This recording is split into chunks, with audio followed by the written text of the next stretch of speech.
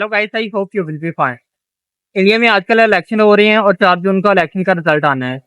इससे पहले 2 दफा नरेंद्र मोदी जो है वो इंडिया के प्राइम मिनिस्टर रह चुके हैं। 2014 में इंडिया के प्राइम मिनिस्टर पहली दफा नरेंद्र मोदी बने थे। इससे पहले वो गुजरात के वज़ीर आला रह चुके थे। उनके ऊपर बहुत सारे इल्जामात लगाए जाते हैं।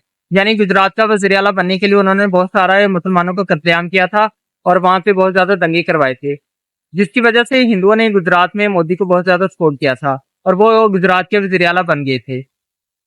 2014 के इलेक्शन में नरेंद्र मोदी ने हिंदुत्व का नारा लगाया था और कहा था कि अगर वो इंडिया के प्राइम मिनिस्टर बन जाते हैं तो वो हिंदुओं को बहुत ज्यादा ऊपर लेके जाएंगे।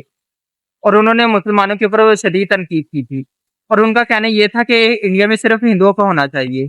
2014 में नरेंद्र मोदी का स्लोगन ये था कि अब की बार मोदी सरकार, और हिंदुओं ने बहुत ज्यादा इस स्लोगन को पसंद किया था, जिसके बाद उनकी पॉपुलैरिटी बहुत ज्यादा आसमान तक पहुंच गई थी और 2014 का इलेक्शन नरेंद्र मोदी जीत गए थे और बीजेपी ने मरकज में अपनी हुकूमत बना ली थी।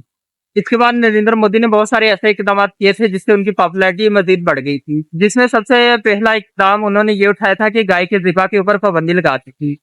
मुसलमान बड़ी ईद के ऊपर गाय की कुर्बानी करते थे और इंडिया जो है वो गाय की पूजा करता था। इसलिए नरेंद्र मोदी ने फैसला किया था कि गाय के गोश्त और उनके ज़िबा के ऊपर पाबंदी लगाई जाए और कोई भी गाय का गोश्त जो है वो मार्केट में बेचता हुआ नजर ना आए। अगर कोई भी बेचता हुआ नजर आया तो उसको गिरफ्तार कर लिया जाएगा।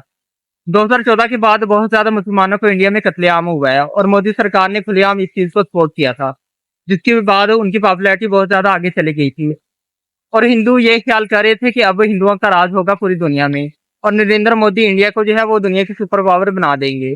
इसके बाद नरेंद्र मोदी ने मुस्लिम मुखालिफ बहुत सारे इकदाम उठाए थे। कभी वो हॉस्टल के ऊपर अटैक कर देते थे और वहां पे मुसलमान तालिब इल्म को निशाना बनाते थे और कभी मुसलमानों के घरों के ऊपर बुलडोजर चला देते थे और उनको कहते थे कि घरों से बाहर निकले। बहुत सारी मस्जिदों को भी उन्होंने गिराया था और मुसलमानों के ऊपर बहुत ज्यादा उन्होंने जुल्म किया था। जब नरेंद्र मोदी की हुकूमत जाने वाली थी, आखिरी साल में उन्होंने कश्मीर के ऊपर आर्टिकल 370 ए और 35 ए रिमूव कर दिया था और कश्मीर को इंडिया का हिस्सा बना दिया था, जिससे चाइना और पाकिस्तान बहुत ज्यादा नाराज हुए थे। नरेंद्र मोदी ने ये ख्याल नहीं किया था कि चाइना जो है वो लद्दाख के ऊपर अटैक कर देगा और वहां पे बहुत सारी जगहों के ऊपर कब्जा कर लेगा। जब चाइना ने लद्दाख के ऊपर अटैक किया तो इंडियन आर्मी उनके सामने बेबस नजर आई और उनको बहुत ज्यादा चाइना के हाथों रुसवाई का सामना करना पड़ा, जिसके बाद मोदी सरकार की हुकूमत बहुत ज्यादा परेशान होगी और उनकी पॉपुलैरिटी जमीन बहुत होगी। इलेक्शन का ये था, नरेंद्र मोदी ने अपनी पावर को दोबारा से गेन करने के लिए पुलवामा ड्रामा किया। यानी 40 के करीब भारतीय ऑफिसरान को एक अटैक में मरवा दिया और इसका इल्जाम पाकिस्तान के ऊपर लगा दिया कि पाकिस्तान ने पुलवामा के ऊपर अटैक किया है। जिसके बाद इंडियन फजाइया ने बालाकोट में एयर स्ट्राइक की और अभिनंदन गिरफ्तार हो गया। पाकिस्तान में उस वक्त इमरान खान की हुकूमत थी और इमरान खान की हुकूमत इंडिया के साथ कंफ्लिक्ट नहीं चाहती थी और उनका कहना यह था कि इंडिया में इलेक्शन ईयर है और मोदी अपनी पॉपुलैरिटी को दोबारा से गेन करने के लिए इस तरह की हरकतें कर रहा है, इसलिए उन्होंने अभिनंदन को दोबारा इंडिया को वापस कर दिया था। 2019 के इलेक्शन में मोदी सरकार ने ये स्लोगन अपनाया था कि चौकीदार नरेंद्र मोदी। यानी अगर इंडिया का प्राइम मिनिस्टर नरेंद्र मोदी होगा तो इंडिया को कुछ नहीं होगा, अगर कोई भी और वज़ीर आज़म बन गया तो वो इंडिया को बेच देगा और इंडियन अवाम का सौदा कर देगा। इंडियन पब्लिक बहुत ज्यादा इस चीज से परेशान होगी और डर गई थी और उन्होंने 2/3 अक्सरियत से नरेंद्र मोदी को इलेक्शन जितवा दिया। 2019 में नरेंद्र मोदी 2/3 अक्सरियत लेके दोबारा से इंडिया के वज़ीर आज़म बन गए। 2020 में कोविड ने पूरी दुनिया को अपनी लपेट में ले लिया और इससे इंडिया बुरी तरह अफेक्ट हुआ है। बहुत सारे इंडियन और हिंदुओं को कोविड हो गया, जिसकी वजह से बहुत सारे लोगों की हलाकतें होना स्टार्ट हो गई। नरेंद्र मोदी की हुकूमत ने इस चीज को बहुत बुरी तरह मिस हैंडल किया। किसी अस्पताल में ऑक्सीजन नहीं होती थी और कहीं पे बेड नहीं होता था। बहुत सारे लोग अपने मरीजों को लेकर सड़कों के ऊपर रुलते रहे और लेकिन किसी को भी कोई भी परवाह नहीं थी। नरेंद्र मोदी के ऊपर बहुत ज्यादा तनकीद होना स्टार्ट होगी कि वो कोविड के दौरान क्यों इस तरह की हरकतें कर रहे हैं और अस्पतालों में जरूरी सामान क्यों नहीं पहुंचा रहे। कोविड की वजह से बहुत सारे हिंदू अपनी जानों के हाथ धो बैठे हैं। कुछ के प्यारे जो है वो सड़कों के ऊपर ही मर गए और कुछ जो है वो अस्पताल में ऑक्सीजन ना मिलने की वजह से मर गए। कोविड के दौरान ऑक्सीजन सिलेंडर दुगनी दाम के ऊपर जो है वो फरोख्त होना स्टार्ट हो गए और बहुत सारे सेल्समैन ने ऑक्सीजन के सिलेंडर ब्लैक करना स्टार्ट कर दिए।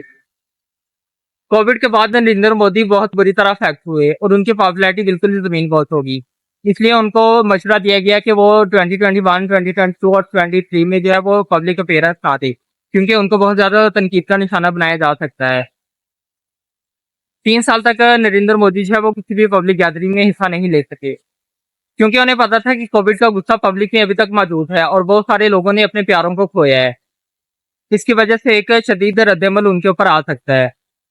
जब 2024 स्टार्ट हुआ है तब नरेंद्र मोदी ने दोबारा से मीडिया के ऊपर एंट्री ली है और अपने ट्विटर अकाउंट को संभाला है और बहुत सारे ट्वीट जो है वो उन्होंने करना स्टार्ट कर दिए हैं ताकि उनकी पॉपुलैरिटी दोबारा से गेन हो सके।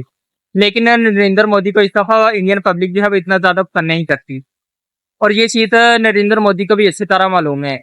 इसलिए उन्होंने इलेक्शन से पहले ही बहुत सारे ऐसे इकदाम किए थे जिसमें इलेक्शन कमीशन में बहुत सारी उन्होंने चेंजिंग की थी और अपनी मर्जी के बंदे जो है वो इलेक्शन कमीशन में तैनात करवाए थे ताकि वो इनको इलेक्शन जितवाने में अपना कलीजी किरदार अदा कर सके। इसलिए उन्होंने अब कोalition गवर्नमेंट बनाने का फैसला किया है, यानी उन्होंने बहुत सारी पार्टियों के साथ मिलकर सीट एडजस्टमेंट कर ली है क्योंकि उन्हें साफ वाज़ेह नजर आ रहा है कि वो दो तिहाई अक्सरियत अब नहीं ले सकते। इसलिए वो किसी भी पार्टी के साथ मिलकर जो है वो कोalition गवर्नमेंट बना लेंगे। देखते हैं कि 4 जून को इंडियन पब्लिक क्या फैसला करती है, क्या वो नरेंद्र मोदी को दोबारा से वजीर आजम बना देती है या फिर किसी और पार्टी को जितवा के वजीर आजम की सीट सौंपती है। ये 4 जून को पता चल जाएगा। आई होप कि आपको ये वीडियो अच्छी लगी होगी। अगर अच्छी लगी है तो आप इस वीडियो को लाइक करें, शेयर करें और मेरे चैनल को सब्सक्राइब करें।